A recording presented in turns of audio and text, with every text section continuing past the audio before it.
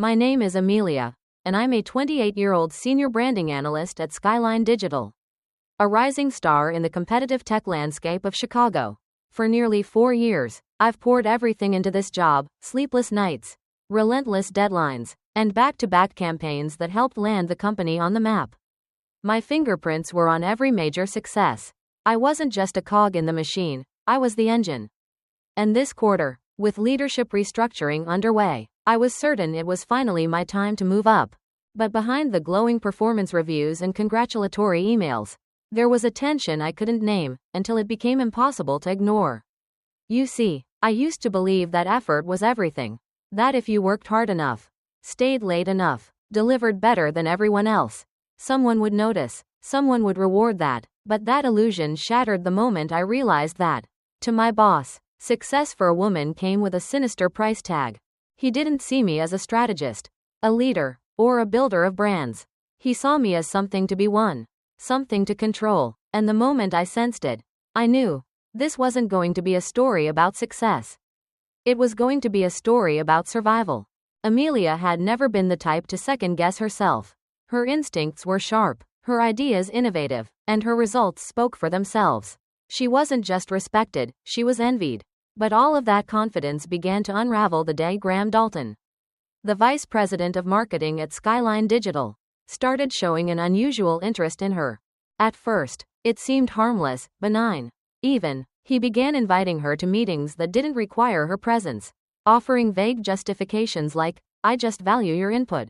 Then came the texts, first about work, then about her energy, her passion, and how rare it was to find someone like her in this industry. It wasn't long before the compliments drifted away from professional praise and into a gray area that made Amelia's skin crawl. She brushed it off, told herself she was imagining it, that Graham was awkward, maybe socially unaware, but the tension kept building. It was in the way he lingered after meetings, the way he looked at her when he thought no one noticed. Then came the quarterly promotion cycle. Amelia had been informally assured by the director of our, Lisa Monroe, that she was one of the top candidates being considered for a leadership role.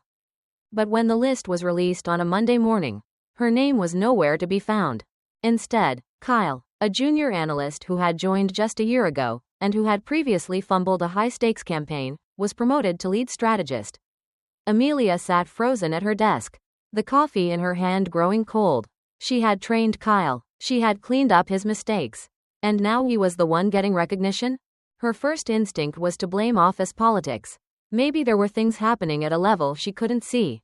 But that excuse shattered that Friday evening during a company mixer. The event was meant to celebrate the new promotions. It was held at a rooftop bar overlooking the city skyline. The atmosphere light, music playing, drinks flowing. Amelia had planned to keep it brief, make an appearance, congratulate a few colleagues, then slip out. But Graham had other plans. "Can I steal you for a minute?" he asked, already guiding her toward a quiet corner. The sun was just setting, casting golden light over the glass railing.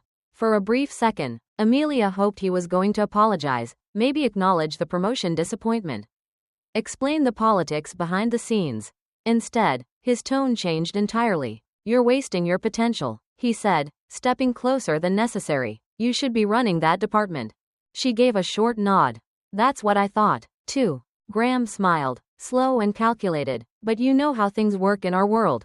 Talent doesn't always win, unless it's noticed." There was something in his eyes, a glint of something possessive, territorial. Amelia's chest tightened. "I notice you, Amelia," he continued, voice dropping. "Not just your work. You have something extra. Something I could help nurture. If we spent more time together." She stepped back, alarm bells ringing in her head. "I think I'm good on my own." He laughed softly. "You're strong. I like that. But don't let that strength keep you from seeing opportunity when it knocks." She left immediately after that. Didn't say goodbye. Didn't look back. She went home and sat in the dark of her apartment for a long time, trying to make sense of what had just happened. Was that a proposition? Was she reading too much into it? And even if it was, what could she do? The following Monday, the retaliation began. The project she had spent 2 months developing, the rebranding campaign for a high-profile medical tech client, was suddenly reassigned. She received no explanation. Kyle was now listed as the new project lead. Her calendar filled up with administrative tasks, far below her pay grade. When she sent emails asking for clarification, they went unanswered. When she followed up, she was told, "There's been a restructuring, just temporary." It wasn't temporary, and it wasn't random. Every day, she showed up, smiled, and acted like nothing was wrong. But inside, a storm was building. She felt her confidence eroding, her identity unraveling. Was she just another statistic? Another talented woman pushed out of her position because she refused to play along. But then something snapped. She remembered her first year at Skyline. How proud she had been walking into that glass building every morning. How hard she worked to earn the respect she now watched slipping away. Graham hadn't just tried to manipulate her, he was now systematically destroying everything she had built. And Amelia was done being the victim. She started small. She documented everything, screen captured every reassigned project, every vague HR message, every inappropriate comment from Graham. She began saving files to a personal drive, backing up every performance review, every client testimonial that highlighted her value. She even dug through old emails and found messages from other women, messages she'd brushed off at the time, sharing vague discomfort about interactions with Graham. That same week, she made a phone call to Claire Donovan, a former team lead who had mysteriously left Skyline months earlier despite a stellar record. Claire answered on the second ring. "Amelia?" she asked cautiously. "Is everything okay? I just need to ask, did Graham ever make you feel like your job depended on how friendly you were with him?" There was silence. Then Claire whispered, "It wasn't just me, there were others." That was all Amelia needed to hear. Her plan was no longer just about defending her career. It was about stopping a predator who had gotten away with this behavior for far too long. She reached out to Lisa Monroe in hour. She didn't give her everything, just enough to gauge her reaction. Lisa's face turned cold. "You're not the first one to come to me," she admitted, "but you are the first with evidence." Amelia felt something click into place. A turning point. This wasn't just about her anymore. This was bigger. She wasn't alone, and she was ready to fight back. Amelia had always believed in preparation, timing, precision, strategy, but nothing could have fully prepared her for what was about to unfold. A week after her quiet conversation with Lisa from Hour, things at Skyline Digital took a sharp and deliberate turn. Amelia arrived at work early Monday morning.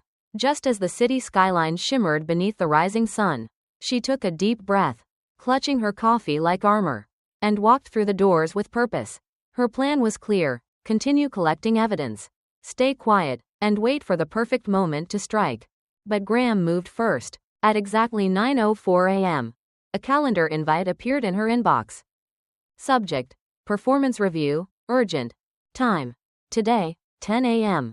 Participants: Graham Dalton, Lisa Monroe, Alex Tran, HR Supervisor. Her stomach dropped. She stared at the email for several seconds, the words blurring in front of her eyes. Performance review? She had just completed a record-setting campaign only 2 months ago, before it was stolen from her. Her work had never been in question. Unless, of course, Graham was laying the groundwork to terminate her. It was retaliation, plain and simple. She had expected pushback, but she hadn't expected it to come so soon, or so coldly. At 10 o'clock sharp, she stepped into the HR conference room. Lisa was already seated, eyes heavy with guilt. Alex Tran, Skyline's no-nonsense HR supervisor, sat beside her, stone-faced, and across the table was Graham, in his signature gray blazer, leaning back like he owned the world. "Amelia," he greeted, smiling like this was just another routine check-in. "Thanks for coming." She nodded stiffly and sat down. The room felt 10 degrees colder than it should have. "We've been reviewing some performance concerns," Alex began. "There have been recent complaints about missed deadlines, incomplete deliverables, and difficulties in team collaboration." Amelia blinked. "I'm sorry, what deadlines?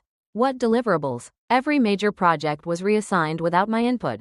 My workload was replaced with clerical tasks." Lisa glanced down, saying nothing. "We're just here to understand what's going on," Graham said smoothly, pretending to be helpful. "I know things have shifted recently, and maybe it's been overwhelming. I want to support you."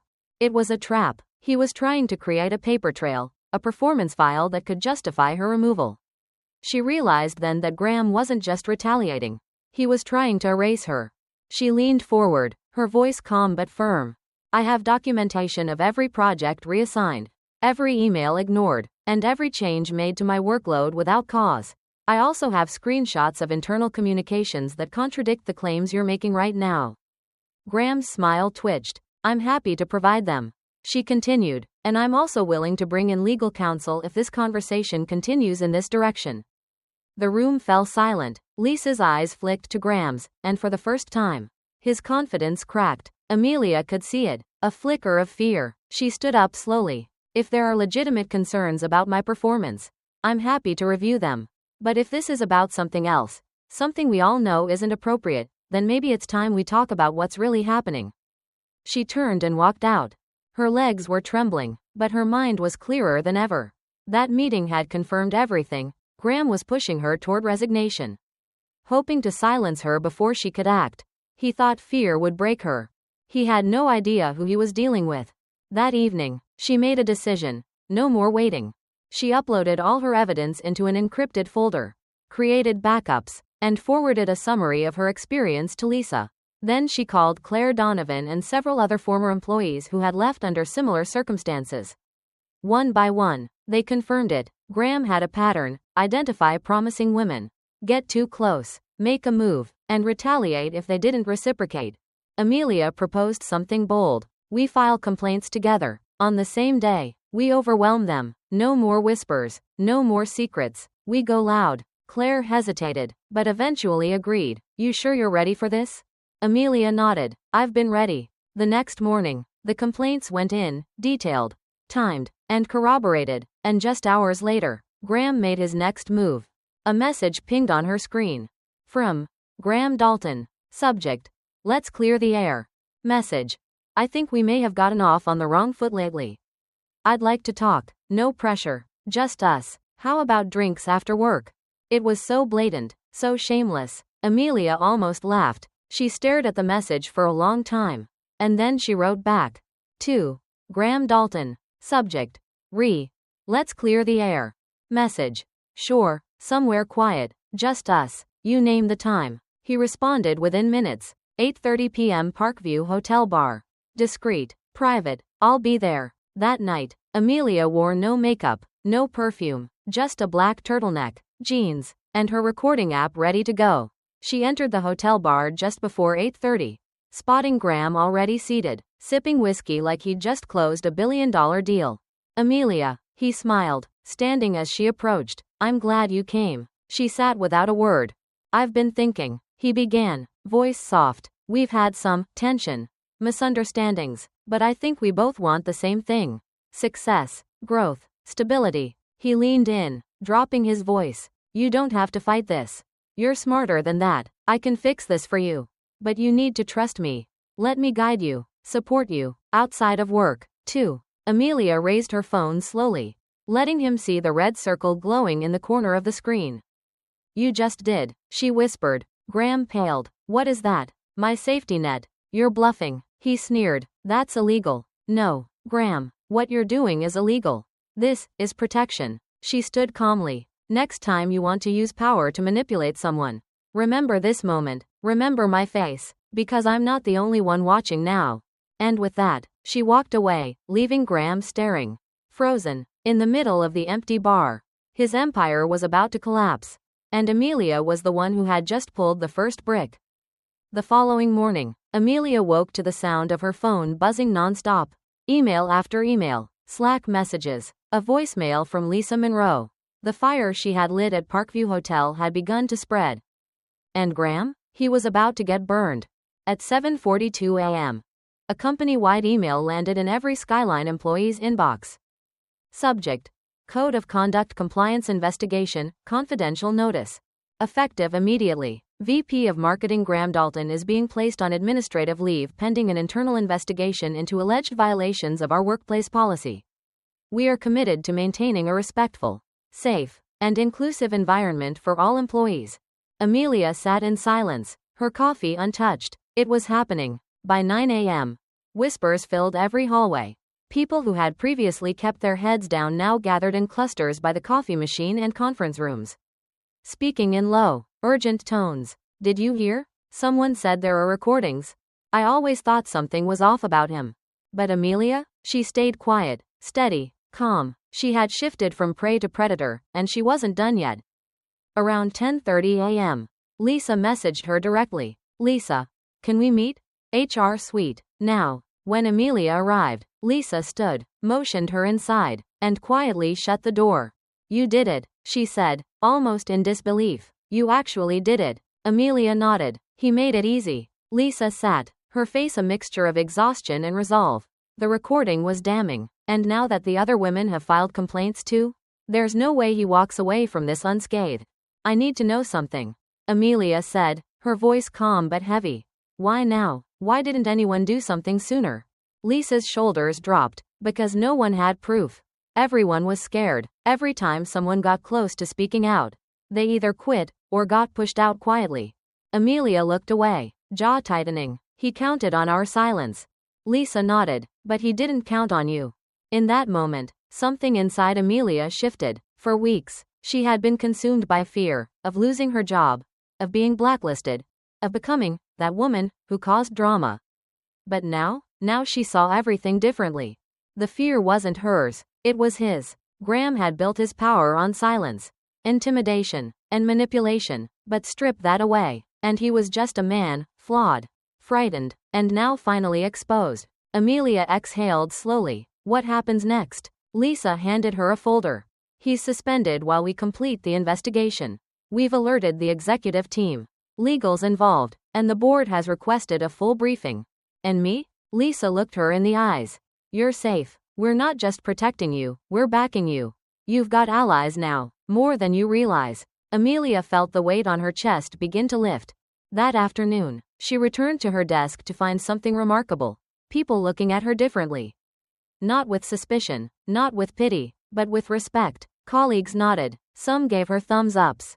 One woman from accounting mouthed a quiet thank you as she walked by. She hadn't just changed the course of her own career, she had changed the culture of the company. But it didn't stop there. Later that week, an anonymous survey was sent out to the entire staff, encouraging employees to share experiences of misconduct. Within 24 hours, over 70 responses had come in. HR had never seen anything like it. As the week went on, Amelia noticed another shift, not just in her coworkers, but in herself. She no longer hesitated before speaking up in meetings.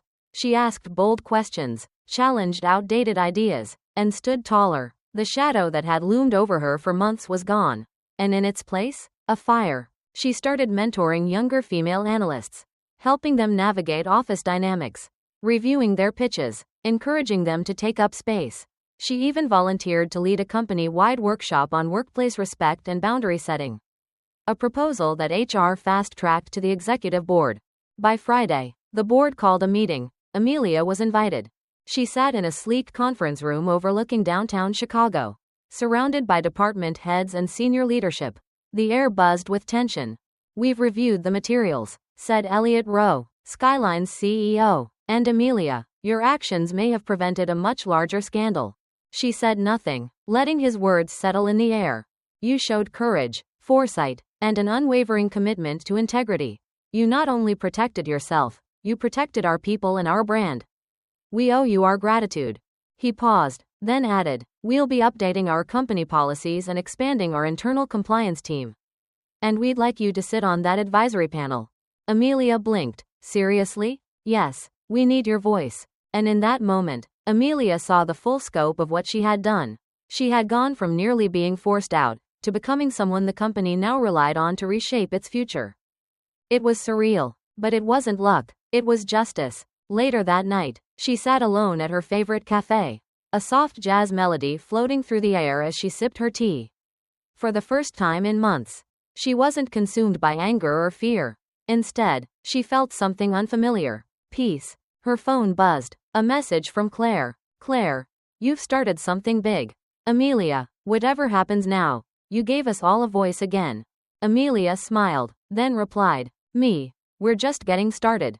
The following Monday marked a new chapter, not just for Amelia, but for Skyline Digital itself. Gone were the uneasy silences, the cautious glances, the hush-hush whispers in corners. The building, once weighed down by invisible tension, felt lighter, brighter, freer. But Amelia wasn't focused on the atmosphere, she was focused on her mission. With Graham gone and the executive board fully aware of the systemic issues, the opportunity she had been quietly building toward was finally within reach. Except this time, she wasn't aiming to just reclaim what was taken. She was ready to build something better. At 8:45 a.m., she walked into her first advisory board meeting, a brand new initiative formed by the CEO and HR to overhaul workplace culture and ethics. She took a seat at the polished oval table alongside department leaders, external consultants, and legal advisors. But her presence stood out. She wasn't there as a token or a checkbox. She was there because she had earned it. Let's start with the policy review, Lisa said, distributing packets of current HR protocols. As everyone began flipping pages, Amelia leaned forward, her voice steady. We need more than a policy update. We need accountability, real training, anonymous reporting that doesn't go into a black hole, and consequences that don't take months to enforce. The room fell silent for a moment before Elliot, the CEO, nodded. That's exactly why you're here. Amelia glanced around the table. People were listening. It felt surreal. Just weeks ago, she had been sitting through a sham performance review. Now, she was helping design the new face of corporate integrity at Skyline. After the meeting, she returned to her desk to find a handwritten note. Amelia, thank you for speaking up, for staying strong, and for helping us rebuild this place the right way. I hope you'll consider staying for the long haul. Elliot, she stared at the note for a long time, then tucked it in her desk drawer. It wasn't validation she needed. It was vision, and she had plenty of that. The next day, HR scheduled individual meetings with every department head to introduce Skyline's new workplace ethics charter, an initiative Amelia had helped shape. The charter included a whistleblower protection clause, third-party reporting partnerships, and quarterly climate assessments. But even more than policy changes, it was cultural momentum. People were finally talking. Women from every level of the company started approaching her, some quietly, some with tears in their eyes. They shared stories that mirrored hers, stories of subtle harassment, quiet punishments, and threats disguised as career advice. Some had left the company. Some had stayed silent for years. And now, for the first time, they felt heard. Amelia began mentoring one of them, Jenna, a soft-spoken data analyst who had been overlooked multiple times despite being brilliant. Amelia helped her restructure her project reports, polish her presentation skills, and encouraged her to speak up in meetings. Your work deserves a seat at the table, she told her one afternoon. Jenna smiled nervously. It's just, people like me don't usually get noticed. Not anymore, Amelia replied. That's changing now. And it was. The ripple effects of Graham's downfall continued to reshape the company. A few weeks later, Amelia received an email from Skyline's talent development team. Subject: promotion opportunity, senior leadership nomination. Her breath caught. The email congratulated her on being shortlisted for senior marketing manager, a role that reported directly to the VP of strategy. It wasn't just the position she had once been denied, it was better. It came with more responsibility, more influence, and more opportunity to lead. She sat at her desk, stunned. For a moment, doubt crept in. Was this being handed to her because of what she'd done? Was this sympathy? A PR move? But then she looked at her resume, her campaign analytics, her client retention scores, her department's performance over the last 3 years. No, this wasn't pity. This was long overdue recognition. The nomination required a formal presentation to the executive team, a pitch, one final chance to show why she deserved the job. Amelia spent the next 4 days building the presentation of her life. She didn't focus on metrics alone. She focused on vision, how to humanize marketing strategies, how to build trust through transparency, how Skyline could lead not just in products, but in purpose. She added a slide titled, From Brand to Belief, Building a Culture Clients Want to Trust. On the day of the pitch, she stood at the front of the sleek boardroom, heart pounding but voice steady. She talked about strategy, but she also talked about people, about trust, about how marketing wasn't just selling a product, it was delivering a promise. And promises, she said, had to be backed by action, internally and externally. When she finished, the room was silent for a long moment.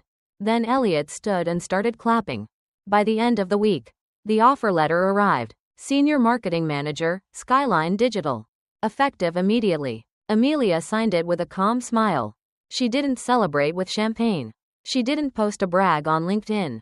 Instead, she forwarded the news to Claire, Jenna, and the women she had quietly fought for. Her message was simple. We don't just survive, we lead. And now, it's our turn. Amelia sat in her new corner office, sunlight streaming through floor-to-ceiling windows that overlooked the heart of downtown Chicago. The skyline felt different now, less like a wall of unreachable heights and more like a map of everything she had overcome. Just a few months ago, she'd been on the verge of being erased.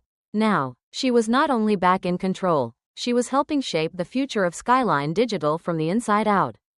But the journey hadn't just changed her title. It had changed her. The old Amelia had believed that hard work was enough. That if she kept her head down, produced results, and stayed professional, everything would eventually fall into place. But that belief had cracked under pressure. She had learned, sometimes painfully, that silence doesn't protect you. It only protects the ones trying to control you. Now, she walked the halls with purpose.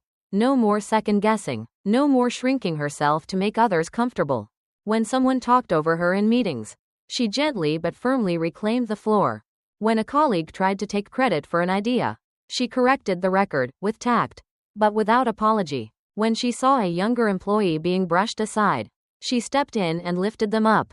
She didn't just grow into her power, she owned it. Her first big challenge as senior marketing manager came quickly. Skyline was preparing to launch a new client campaign, one with international reach and multi-million-dollar stakes. The project had already begun before her promotion, and she inherited a disjointed team, tight deadlines, and a leadership vacuum left by Graham's abrupt departure. In the past, Amelia might have tried to shoulder everything alone, but this version of her had learned the value of strategic collaboration. She called an emergency team meeting and did something rare for a leader in her position. She listened. Each team member had 10 minutes to speak freely about what was working, what wasn't, and what support they needed. At first, the room was quiet, skeptical, but Amelia sat back, made eye contact, and waited. Then Jenna, the quiet analyst she had mentored, spoke up. I think people are afraid to make mistakes, she said. There's a sense that if you don't get it perfect the first time, it'll be used against you. Heads nodded. One by one, the others began to open up. Concerns poured out, not just about the project, but about burnout, miscommunication, and fear left behind from the previous regime. When the meeting ended, Amelia stood up. Here's the new rule, she said. This is a safe room. If you mess up, you say it. If you need help, you ask for it. And if someone tries to use your honesty against you, they'll answer to me. The next week, productivity soared. Deadlines were hit. Creativity blossomed. People started laughing again in meetings. One afternoon, as the team celebrated a major client win, Jenna pulled Amelia aside. I've never felt like this before, she said, like I actually matter here. Amelia smiled. You do. But leadership wasn't just about wins, it was about resilience. 2 months into her role, a media outlet published an expose on corporate misconduct in the tech sector. The article didn't name names, but readers who knew Skyline's history read between the lines. Whispers started again. Tension rose. Amelia began receiving anonymous messages, some supportive, others cruel. Don't get too comfortable. We know how you got that job. Enjoy it while it lasts. Old fears threatened to creep back in. But Amelia had faced worse. She'd already stared down the worst of it and won. So she addressed the tension head on.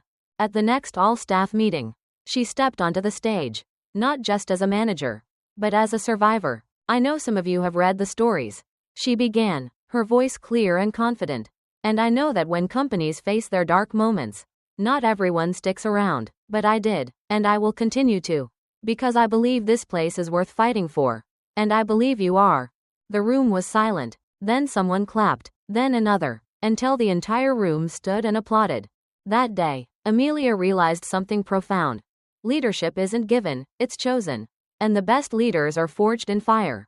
She continued pushing for reforms, more diversity in leadership pipelines, mental health support for teams, and clearer reporting structures. She hosted mentorship sessions every Friday for junior staff.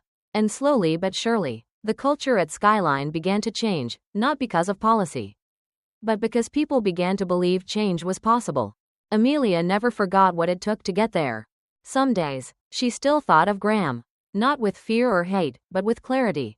He was a symbol of everything wrong with the old system, and she was proof that the system could be rewritten. One day, while sorting through old files, she came across a sticky note from her early days at Skyline. It read, "Stay small, stay safe." She laughed out loud, then she crumpled it and tossed it in the trash. She wasn't small anymore, and she would never be silent again. It was a rainy Thursday evening when Amelia stood by the tall glass windows of Skyline Digital's main conference hall, watching streaks of water trace paths down the glass. Below her, the city pulsed with life, cars crawling through traffic, streetlights flickering on, people rushing under umbrellas. But inside, the building was quiet. She was alone, just having finished her final round of presentations to the board. And for the first time in a long time, she allowed herself to pause, to breathe, to feel the moment. So much had happened in so little time. From nearly being pushed out of the company she had helped build, to becoming one of its most trusted leaders, Amelia's story had traveled from silence to strength. And now, her journey had become something even greater, a symbol, a spark. Behind her, the door opened gently. It was Lisa Monroe. "We're all set," Lisa said, her voice filled with warmth. "The board's approved your proposal. Full rollout of the Mentorship and Integrity Initiative across all departments." Amelia smiled. "All of them?" "All of them. Every single one." It was more than a win. It was a legacy. The initiative, coined Project Elevate, would pair junior employees with trusted mentors, create a fast-track leadership program for underrepresented talent, and include mandatory quarterly workshops on ethics and respect in the workplace, designed by Amelia herself. What had started as survival was now a blueprint for transformation. As she packed her things, she noticed a small envelope on the corner of the conference table. Her name was scrawled across it in neat handwriting. Curious, she opened it. Inside was a card from Jenna. "Amelia, I just wanted to say thank you. You believed in me when I couldn't even see myself.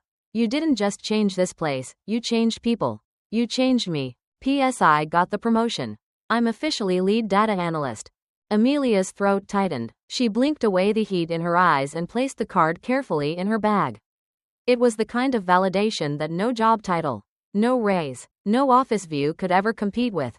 It was real. It mattered. As she made her way out of the building, her phone buzzed with a text from Claire Donovan, the former employee who had helped her build the case against Graham.